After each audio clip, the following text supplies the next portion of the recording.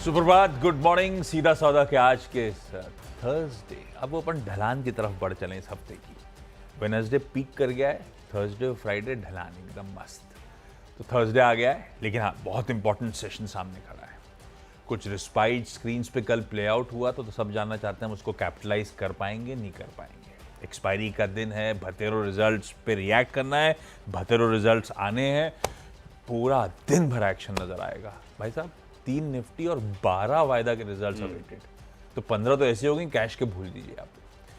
खैर आशीष, good morning. Morning कैसा?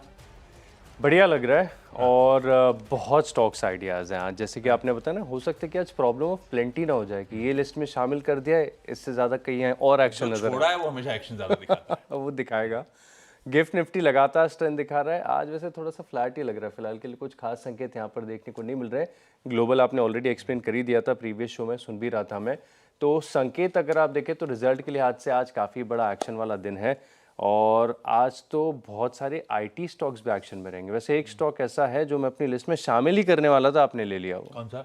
इन्फोसिस। अच्छा, नहीं, मैंने को लगा था कि मैं इसलिए मैं तो रिजल्ट से पहले शामिल कर लिया था। मैंने कहा ईदर वे हरा हो या लाल हो, बात तो करनी पड़ेगी। इन्फोसिस पे तो मैंने पहले डाल लिया था। लेकिन ऐसे होने में कई बार फंस जाते हैं। जैसे अभी आगे शो में टाटा कंज्यूमर में कॉल नहीं ले पा रहा था, ग्रीन और रेड हो, डॉक्टर रेड्डीज फंस रहा था मेरे लिए। खैर वो सब आगे चर्चा करेंगे अपन। शुरुआत कैसे कर रहे हो आप? शुरुआत कर लेते हैं और रिजल्ट के ऊपर ही पूरा फोकस है हमारा। और जो स्टॉक मैंने पहले चुना है वो है ब्रोकरेज के हिसाब से। पहले देखिए, नवामा वेल्थ, ये स्टॉक ऐसा है जहां पर आपको एक्शन देखने को मिल सकता है। अब लगातार 2-3 दिन हो गए हम मार्केट इंफ्रास्ट्रक्चर स्टॉक्स की लगातार बात करते जा रहे हैं, थोड़ा बहुत एक्शन वहां पर देखने को भी नहीं मिल भी रहा है। अब नवामा वेल्थ, यहाँ पर अगर आप देखें तो बर्नस्टीन की तरफ से काफ़ी बढ़िया रिपोर्ट आई है जहाँ पर ये बता रहे कि इनके लिए पोटेंशियल काफ़ी बढ़िया है और इसी के चलते इन्होंने आउट परफॉर्म की रेटिंग दी है। और टारगेट प्राइस भी देखें तो काफ़ी बढ़िया दिया है, 9,790 रुपये का टारगेट दिया है, जो कि इस भाव से तकरीबन 26% की अपसाइड पोटेंशियल दिखा रहा है। तो नवामा वेल्थ, इस स्टॉक को आप अपनी लिस्ट में शामिल कर सकते हैं। अच्छी ब्रोकरेज हाउस की कमेंट्री है, टारगेट भी काफ़ी बढ़िया है, एक्शन यहाँ पर आ सकता है। दूसरा स्टॉक है और बर्नस्टीन की रिपोर्ट है 361 वैम, यहाँ पर आप फोकस रखेगा। और यहाँ पर भी देखें तो आउट परफॉर्म की रेटिंग दी है, 1410 रुपये का टारगेट दिया, नहीं इस भाव से देखें तो तकरीबन 23% के आसपास की अपसाइड बन रही है। 1125 रुपये के करीब का भाव चल रहा है, 1410 रुपये का टारगेट है। तो 361 वैम और नोवामा वेल्थ, ये पहले दो स्टॉक। ओके, पहले इन्फोसिस। कंप्लेंट नहीं कर सकता तो रखा तो ग्रीन है, पर क्या बहुत रोबस्ट है। मैं आता हूँ, ये पहले ही पता था स्ट्रीट को कि सारे लार्ज कैप आईटी में, सारे टियर 1 में सबसे अच्छा परफॉर्मेंस इन्फोसिस का होगा। जब अपन ने प्लेट दिखाई थी आपको कि बाकी सारे क्यू ऑन क्यू गिरेगा, परफॉर्मेंस इन्फी अच्छा करेगा, तो हुआ वो हैंडसमली ऐसा हुआ। क्यों कह रहा हूं? क्योंकि ब्रोकरेजेस मान के चल रही थी कांस्टेंट करेंसी में आए 1 से 1.5% बढ़ेगी इन्फोसिस की क्यू ऑन क्यू। 1 से 1.5% बढ़ेगी, उसके सामने एक्चुअली 2.6% बढ़ी। कमेंडेबल है, एक्सपेक्टेशन से कहीं बेहतर है। और ऐसा भी नहीं है कि उसके लिए काफी मार्जिन गंवाने पड़े हो, कोई नहीं। मार्जिन सारी ब्रोकरेजेस मान के चल रही थी पिछले प्रीवियस क्वार्टर के इर्द गिर्द नजर आएंगे आपको, give and take 10-20 basis points either ways. ऐसे ही हुआ, 20 बेसिस पॉइंट्स का मार्जिन पे कट है। एक तो वेज हाइक ले लिए और दूसरी तरफ क्योंकि रेवेन्यू मोमेंटम स्ट्रांग था तो ऑपरेशनल एफिशिएंसी थी, तो वेज हाइक को डाइजेस्ट कर लिया। इसको ऐसे देखिए, बढ़िया है, मार्जिन की परफॉर्मेंस भी दिक्कत नहीं है। लार्ज डील्स की बुकिंग कंटिन्यू कर रही है और स्ट्रांगली कर रही है। $3 बिलियन मैंने देखा था, कुछ ब्रोकरेजेस जो एस्टिमेट लगा रही थी $3 बिलियन का था, 3.8 आया है, $4.25 बिलियन, तो वो भी इन टैंडम है। नंबर्स यहां तक सब अच्छे थे। इतने अच्छे नंबर्स देख के मेरे को डिसअपॉइंटमेंट हुआ है गाइडेंस से। अपन ने क्या बात करी थी? इन्होंने 0 से 3% पूरे साल की ग्रोथ की बात करी थी, है ना।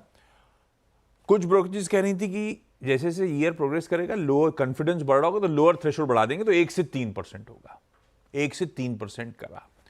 कुछ ब्रोकरेजेस कह रही थी यार एक्विजिशन कर रखे हैं, 50 बेसिस पॉइंट तो उसका ही आ जाएगा, तो 1.5 से 3.5 होना चाहिए था। वो तो हुआ नहीं, 1 से 3 हुआ। और मेरे लिए डिसअपॉइंटमेंट क्या, जब आप 1.5 से 3.5 या 1 से 3 की बात कर रहे थे तब आप क्वार्टर में 1-1.5% ग्रोथ की बात कर रहे थे, यहां तो 2.6% आया है। तो फिर तो अपर थ्रेशोल्ड ना रिवाइज करना अपने आप में थोड़ा सा, या तो अटरली कंजर्वेटिव हो रहे हैं जरूरत से ज्यादा, या फिर वाकई अनसर्टेनिटी है। वो गाइडेंस का नंबर मुझे डिसअपॉइंटिंग लगा। जब आपने 2.6% ऑलरेडी कर दिया था Q1 में, तो भी आप उस अपर थ्रेशोल्ड को चेंज नहीं कर पाए। खैर, तो एक्सट्रीमली कॉशियस हो सकते हैं मैक्रो एनवायरनमेंट को देखते हुए। इन्फी ठीक है, इन्फी, लेकिन वो स्टॉक भी है जो 1300 रुपए से आज पौने 1600 पे आके खड़ा हो गया है, धीरे धीरे करके इंचअप कर चुका है। मैं ग्रीन ले रहा हूं क्योंकि नंबर्स अच्छे हैं। मैं ग्रीन इसी के साथ, हालांकि ये बेलवेदर है जो सबसे पहले आना चाहिए था, सबसे आखिरी में आया है, लेकिन ठीक है, डायरेक्शन दे देगा। इन्फी के साथ आमतौर पे इन टैंडम विप्रो हिलता है, टीसीएस नहीं उस तरह से चाल चलता है। विप्रो को इन ग्रीन कर दिया सिर्फ एक रब ऑफ के तौर पे। हालांकि मैं इन्फी को लेकर भी इफ्सन, बट नतीजों में कोई प्रॉब्लम नहीं है मुझे, बस मुझे गाइडेंस इशू है और स्टॉक चला हुआ है, देखते हैं कैसे बिहेव करेगा। थम्स अप है नंबर्स के लिए, और इसीलिए विप्रो को भी इन ग्रीन रखा। 2 हो गए भाई साहब। अब तीसरा स्टॉक है, और कैश के बहुत सारे स्टॉक्स ऐसे हैं जहां पर रिजल्ट का इम्पैक्ट आपको देखने को मिलेगा। फोर्स मोटर्स, यहां पर देखें तो नतीजे काफ़ी बढ़िया लग रहे हैं। पिछले साल जो मुनाफा तकरीबन 116 करोड़ था, इस बार बढ़कर 176 करोड़ हो गया। ग्रोथ बढ़िया देखने को मिली है, और सिर्फ बॉटम लाइन नहीं, आप ऑपरेशनल फ्रंट पर भी देखें तो क्वार्टर बढ़िया देखने को मिला है। 245 करोड़ से बढ़कर 323 करोड़, ये एबिटा है, ऑपरेटिंग प्रॉफिट। तो अपने आप में अच्छे नंबर्स हैं, और फोर्स मोटर्स यहाँ पर भी आप फोकस रख सकते हैं, लेकिन ये भी स्टॉक थोड़ा सा चला हुआ है, तो इस चीज़ पर खास फोकस रखेगा। खबरों के लिहाज से इंडसइंड बैंक ये पसंद आ रहा है, क्योंकि लगातार पिछले 2 क्वार्टर्स से हम बड़ी दिक्कतों की बात सुन रहे थे, लेकिन अब धीरे धीरे अगर आप देखें तो डैमेज कंट्रोल मोड में बैंक पूरी तरीके से आ चुका है, प्रोमोटर्स आ चुके हैं, और इसी के चलते अगर आप देखें तो अब खबर निकल कर आ रही है कि बैंक 30,000 करोड़ जुटाएगा। 20,000 करोड़ डेट सिक्योरिटीज़ के माध्यम से, जो कि बैंक का काम है, ये इनके लिए तो पैसा ही रॉ मटेरियल होता है, और 10,000 करोड़ वाया QIP कर रहा है, तो अपने आप में अच्छा है। और इंडसइंड बैंक, इस स्टॉक में थोड़ी सी हलचल साइडवेज हो रही है काफ़ी दिनों से, कोई बड़ा मूव देखने को नहीं मिला है। अटेम्प्ट करता है तेज़ी का, लेकिन फिर से थोड़ा सा ऑफ हाइज हो जाता है, तो इस स्टॉक पर खास नज़र रखिएगा। बतौर खबरों के चलते ये स्टॉक भी रडार पर रहेगा। ओके, अच्छा, अगले 2 में डॉक्टर रेड्डीज थोड़ा सा कंफ्यूजिंग था, क्योंकि मुझे मिले जुले से इन लाइन टाइप नंबर्स दिख रहे हैं। पॉजिटिव्स भी हैं, नेगेटिव्स भी हैं, पर इनके लिए बड़ा की हो जाता है वो सारे अप्रूवल जो सामने खड़े हुए हैं, वो ट्रेजेक्ट्री बदल देंगे। खैर, उसी होप में आई एम श्योर ब्रोकरेजेस आगे लंबी अवधि के लिए तो रिकमेंडेशन, जब रिपोर्ट्स आएंगी तो तेज़ी की बात कर रहे होंगे, लेकिन नतीजों में मैंने लाल क्यों रखा है? आय 11% बढ़ी, ठीक है, इनलाइन टाइप कह रहा हूं क्योंकि 13-14% बढ़ने की बात थी। ऑपरेशनली फिर भी अच्छा था, मतलब मार्जिन्स गिरे, लेकिन 150 बेसिस पॉइंट्स गिरे। एक्सपेक्टेशन थी 280 बेसिस पॉइंट्स गिरने की, तो उस लिहाज से तो मार्जिन काफ़ी रिस्ट्रिक्टेड फॉल है। एक बात सबको पता था कि प्राइस एरोजन्स और यूएस का जो बदलता लैंडस्केप है वो इसकी ग्रोथ ट्रेजेक्ट्री को इम्पैक्ट करेगा इस क्वार्टर में, और ऐसे ही हुआ। नॉर्थ अमेरिका की सेल्स 11% साल दर साल गिरी है, और 4% Q-on-Q गिरी है। मेरे ख्याल से उसमें एक आध सिलेक्ट प्रोडक्ट्स में प्राइस इरोजन बड़ा रीजन था नॉर्थ अमेरिका में इस तरह से दबाव का। कुछ ब्रोकरेजेस नॉर्थ अमेरिका को मान के चल रही थी मॉडरेट होगा, ठंडा पड़ जाएगा, दबाव में आएगा, कुछ इन ग्रीन लेके चल रही थी। तो नॉर्थ अमेरिका कुछ के लिए डिसअपॉइंटमेंट है, थोड़ा सा कॉन्फ्लिक्टिंग सिग्नल्स हैं, लेकिन डॉक्टर रेड्डीज में लाल रख रहा हूं, आप लोग वॉच करिएगा। IEX ये तो आज लाल ही है, हालांकि आज नतीजे आने, नतीजों पे अब कोई तवज्जो नहीं देगा, क्योंकि अब तस्वीर बदल जाएगी, क्योंकि इनके जो रेगुलेटर हैं, central electricity regulatory commission CERC, उसने लंबे अरसे से जो अपन कितनी बार खबरें आती थी मार्केट कपलिंग इम्प्लीमेंट होगी, वो फाइनली अनाउंसमेंट आ गया है। डे अहेड मार्केट के लिए मार्केट कपलिंग की शुरुआत हो रही है जनवरी 2026 से। तो देश की तमाम different power exchanges market coupling operator बनेंगी राउंड रॉबिन बेसिस में, यानी कि एक एक करके। मार्केट कपलर क्या करेगा? सारी एक्सचेंजेस से बाय और सेल ऑर्डर्स लेगा, एग्रीगेट करेगा, मैच करेगा, यूनिफॉर्मिटी प्राइसेस की होगी, क्लियर करे जाएंगे अक्रॉस ऑल एक्सचेंजेस। तो इनका जो दबदबा है, इनका जो 85% का मार्केट शेयर है, अब वो हिलता हुआ नजर आएगा आपको। तो आज एक शार्प रिएक्शन की तैयारी तो कर ही लीजिए। स्पॉट में इनका मेरे ख्याल से 85% मार्केट शेयर है, तो धक्का लगेगा। अभी सिर्फ डे हेड मार्केट के लिए हो रहा है, रियल टाइम एक बार ये इंप्लीमेंट हो जाए, ढंग से हो जाए, तो मेरे ख्याल से उसके बाद सेकेंड फेज में रियल टाइम मार्केट की बारी आ रही होगी। अब तो आ ही रही है सबकी बारी, ऐसा लग रहा है। तो IEX को आज झटका है, पर यह भी है कि ये सल्क भी रह रहे कि इसीलिए कर रहा है कि आज भी ऑफ आइज ही ट्रेड करता है स्टॉक, इसी कपलिंग के डर से। हो जाने दीजिए एक बार तो एक सरदर्द भी खत्म होगा, फिर देखेंगे IEX पे फ्रेश व्यू क्या बनता है। अभी तो बहुत चैलेंजिंग समय आ गया है इसके लिए, अभी पता नहीं कितना मार्केट शेयर लूज हो रहा हो, कैसे समीकरण बैठ रहे होंगे। ये दो लाल है भाई साहब।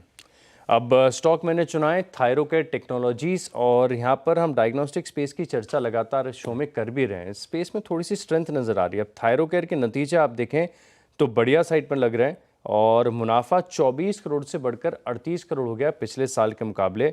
अच्छा, ऐसा नहीं कि सिर्फ पिछले साल के मुकाबले, अगर आप सीक्वेंशियल तौर पर भी देखें तो नतीजे अच्छे नजर आएंगे। और बढ़िया बात है कि जो ग्रोथ आई है मार्जिन लेड है, यानी 27% से एबिटा मार्जिन बढ़कर 30% के आपको देखने को मिले, तो अच्छे नतीजे हैं। यहाँ पर आप रखिएगा खास फोकस। अगला स्टॉक है बजाज हाउसिंग, और यहाँ पर भी नतीजों का इम्पैक्ट है, और इस स्टॉक में आपको थोड़ी सी निराशा देखने को मिल सकती है। कारण ये कि कमेंट्री अच्छी नहीं आ रही है। मैनेजमेंट खुद बता रहे कि जो कंपिटिटिव इंटेंसिटी है ये लगातार बढ़ती जा रही है, और इसी के चलते अगर आप देखें तो इस स्टॉक को मैंने लाल निशान के तौर पर रखा है। और गोल्डमैन सैक्स की तरफ से एक रिपोर्ट भी है, इसमें कह रहे हैं कि ऑपरेशनल तौर पर ये नतीजे अनुमान से इनके कमज़ोर देखने को मिल रहे हैं, और जो लॉन्ग टर्म के लिए जितनी भी अच्छी चीज़ें हैं ऑलरेडी प्राइस्ड इन है। तो अगर नतीजे अच्छे भी आ जाते तो कोई बड़ी तेज़ी आ जाती, ये कहना थोड़ा सा मुश्किल है। मैं वैल्यूएशन भी देख रहा था, more than 5 times price to book पर चल रहा है। बाकी के बहुत सारे हाउसिंग फाइनेंस के लेंडर ऐसे हैं जो इससे काफ़ी ज़्यादा सस्ते हैं, और ये बता रहे कि कॉम्पिटिटिव इंटेंसिटी यहाँ से और बढ़ेगी, ईज नहीं होगी। तो कुछ भी अच्छा नहीं है बजाज हाउसिंग में। हो सकता है या तो ये साइडवेज ट्रेड करे या फिर थोड़ी सी गिरावट आ जाए। कुछ भी अच्छा नहीं है सिर्फ एक पेरेंटेज को छोड़ के। हाँ, उसी का प्रीमियम है। उसी का प्रीमियम है, सही कह रहा। आज हो सकता है PM मोदी तो यूके पहुंचे हुए हैं, की स्टामर से मुलाकात यूके के PM से हो रही होगी, डेलीगेशन लेवल टॉक्स हो रही होंगी, और हो सकता है आज शाम को वो फ्री ट्रेड एग्रीमेंट। वैसे पूरा जामा सामने है अपने, कैबिनेट ने मंजूरी दे रखी है, सबको पता है, पर आज वो दिन मार्क हो रहा होगा जब वो फ्री ट्रेड एग्रीमेंट शायद दोनों कॉमर्स मिनिस्टर साइन कर रहा हूँ, यानी कि यहाँ से पीयूष गोयल और वहाँ से उनके कॉमर्स मिनिस्टर। तो यूनाइटेड स्पिरिट्स एक स्टॉक, मैं वैसे तो मन था मेरा कि वो फुटवेयर, लेदर और टेक्सटाइल में चला जाऊँ, पर उधर नहीं जाके मैं फिर वही रिस्ट्रिक्ट करा जो क्या कहते हैं टॉर्च बियरर्स हैं FTA के। यूनाइटेड स्पिरिट्स इसीलिए क्योंकि सबसे इंटरेस्टिंग चीज़ है कि स्कॉच विस्की और जिन में जो 150% टैरिफ है रिड्यूस होकर 75% आएगी इमीडिएटली, और आने वाले सालों में रिड्यूस होते होते 40% पे पहुंचनी है। पता है सबको, डिस्कवर्ड स्टोरी है, कल भी सबको पता था कि आज डील होनी है, उसके बाद भी हिला नहीं है, लेकिन अपन मार्क कर रहे हैं मेरे टॉप 10 में होना जरूरी है, यूनाइटेड स्पिरिट्स होगा। दूसरा टाटा मोटर्स, हालांकि ऑटो एज अ पैक कल बढ़िया कर गया है। पता नहीं ये डील के एंटिसिपेशन में था कि ऑटो का रब ऑफ था, कल 2.5% चढ़ा हुआ था Tata Motors. UK made cars जो इस समय 100% इंपोर्ट ड्यूटीज फेस करती हैं, सीधे इस फ्री ट्रेड एग्रीमेंट के बाद 10% पे स्लैश कर दी जाएंगी। तो आपकी कोई जैगवार जो है 90%, मतलब उस लिहाज से टेक्निकली टैक्स का कंपोनेंट रिड्यूस हो जाएगा। सिग्निफिकेंट है। अब टाटा मोटर्स भुना कैसे, वैसे जैगवार तो गजब लगती है, बहुत सस्ती हो जाएगी इसका मतलब रोड्स। मैं रख रहा हूं दोनों ग्रीन पे, लेकिन डिस्कवर्ड स्टोरी सबको पता है। फिर भी 6 स्टॉक्स पूरे, क्विकली छोटा सा ब्रेक के उस पर जब लौट के आएंगे तो अगले 4 पे बातचीत।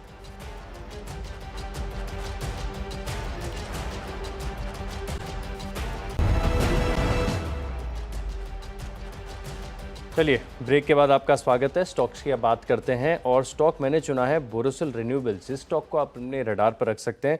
एक्शन यहाँ पर खास देखने को मिल सकता है, काफ़ी सारी चीज़ें एक साथ इम्पैक्ट करती हुई नजर आएंगी। एक तो ऑपरेशनल फ्रंट पर आप देखें तो नतीजे आपको बढ़िया नजर आएंगे। कारण ये है कि 27 करोड़ से एबिटा बढ़कर 88 करोड़ हो गया, जो कि मार्जिन 11.3% के थे, वो बढ़कर 26.35% हो गए। लेकिन अगर आप बॉटम लाइन देखें तो घाटे में आई है, और इसके पीछे कारण ये कि एक्सेप्शनल आइटम है 326 करोड़ का, और इनके एक सब्सिडरी है जो कि इंसॉल्वेंसी में जारी थी, तो इसके चलते इन्होंने एक्सेप्शनल आइटम रिकॉर्ड किया। इसके लिए आपको घाटा नजर आएगा, और पिछले साल से ज़्यादा बड़ा घाटा है, लेकिन ऑपरेशनल फ्रंट पर नतीजे अच्छे हैं। एक और खास बात है कि इन्होंने फंड रेजिंग भी की है, और फंड रेजिंग में अगर आप देखें तो कुछ बड़े नाम भी शामिल हो रहे हैं। तो बहुत सारी चीज़ें हैं, एक साथ रिएक्शन आपको देखने को मिल सकता है, लेकिन ऑपरेशनल फ्रंट पर नंबर अच्छे हैं। ये ओवरहैंग खत्म हो गया सब्सिडरी वाला, और फंड रेजिंग भी हो गया। इसी के चलते बतौर हरे निशान के लिए आप यहां पर फोकस रखेंगे। अगला स्टॉक है सुप्रीम पेट्रो, और इसके नतीजे डिसअपॉइंटिंग है। कारण ये कि सीक्वेंशियल तौर पर भी देखें और पिछले साल के मुकाबले नतीजे कमज़ोर हैं। मुनाफा जो कि 122 करोड़ का था पिछले साल, अब वो घटकर 81 करोड़ हो गया, तो नतीजे कमज़ोर हैं। सुप्रीम पेट्रो थोड़ी सी गिरावट आ सकती है। रेलिगेयर एंटरप्राइजेज हालांकि बहुत चल रहा है, जब से बर्मन्स ने लिया वैसे भी तूल पकड़ रहा है स्टॉक। कल बाजार बंद होने के बाद इन्होंने एक्सचेंजेस को इन्फॉर्म करा। दरअसल इनकी एक material Holi own subsidiary Religare Finvest limited RFL, उसको RBI ने करेक्टिव एक्शन प्लान के अंदर डाला था। कल अपडेट आया कि वो जो तमाम कंडीशंस इंपोज कर गई थी RBI द्वारा, उसे विड्रॉ कर लिया गया, यानी कि उस करेक्टिव एक्शन प्लान के बाहर आ गई है। खबर अच्छी है, ग्रीन करा। एंजल वन ऐसे ही, वैसे मोमेंटम पकड़ रहा है स्टॉक वापस, लेकिन रडार पे इसीलिए क्योंकि अपडेट आया है कि एंजल वन और लिववेल होल्डिंग्स ये दोनों एक जेवी खड़ा करेंगे, जिसमें एंजल का 26% और लिववेल एक सिंगापुर बेस्ड लाइफस्टाइल और वेलनेस फोकस्ड वो कहते हैं इंश्योरटेक प्लेटफॉर्म है। ये दोनों मिलकर भारत में digital first life insurance company खड़ी करने की तैयारी कर रहे हैं। उसके लिए ये करार हुआ है, ये दोनों इन ग्रीन। ऑलराइट, और सेनोरिस फार्मा, इसके नतीजे भी सीक्वेंशियली पिछले साल के मुकाबले काफ़ी बढ़िया। मुनाफा 11 करोड़ से बढ़कर पिछले साल जो था अब 21 करोड़ हो गया है। और आखिरी स्टॉक है एप्टिस वैल्यू। यहाँ पर अगर आप देखें तो टेक्निकल स्ट्रक्चर काफ़ी बढ़िया है, लेकिन ये थोड़ा सा और ब्यूटीफुल हो जाएगा अगर ये 355 को पार कर जाए, तो लेवल नोट करके रख सकते हैं। एप्टिस वैल्यू चार्ट बढ़िया लग रहा है, और हाउसिंग फाइनेंस सेक्टर यहाँ पर कॉम्पिटिटिव इंटेंसिटी बढ़ रही है, लेकिन इसका चार्ट बढ़िया है, रडार पर रखिए। बिल्कुल ठीक। ब्रिगेड एंटरप्राइजेज मेरे ख्याल से इसी हफ्ते की शुरुआत में आशीष मेंशन भी कर रहे थे, IPO खुलने की तैयारी, तो आज वो IPO खुल रहा है। इसी की आम जिसमें इनका 95% स्टेक है ब्रिगेड होटल का, उसका IPO खुल रहा है।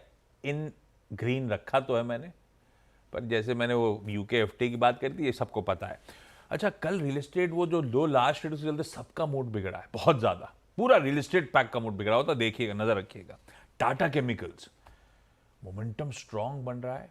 आज सुबह वाले शो में पंकज रामदास ने भी मेंशन कर रहा है शायद टेक्निकल पिक के तौर पे, और वो वाकई स्ट्रॉन्ग है। लेकिन एक और रीज़न है, FNO के बाहर जाने का अनाउंसमेंट आ गया है।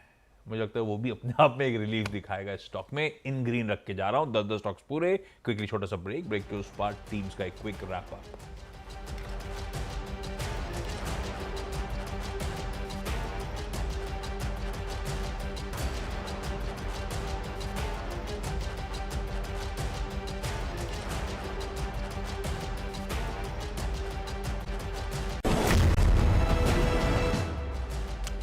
चलिए, ब्रेक के बाद आपका स्वागत है, और 20 स्टॉक्स की दमदार लिस्ट है तैयार। अब नवामा वेल्थ है मेरी लिस्ट में, 361 वैम यहाँ पर भी रखेगा focus. Sports Motors, IndusInd bank, Thyrocare और बजाज हाउसिंग, इसने गाइडेंस कट की है तो थोड़ी सी गिरावट आ सकती है।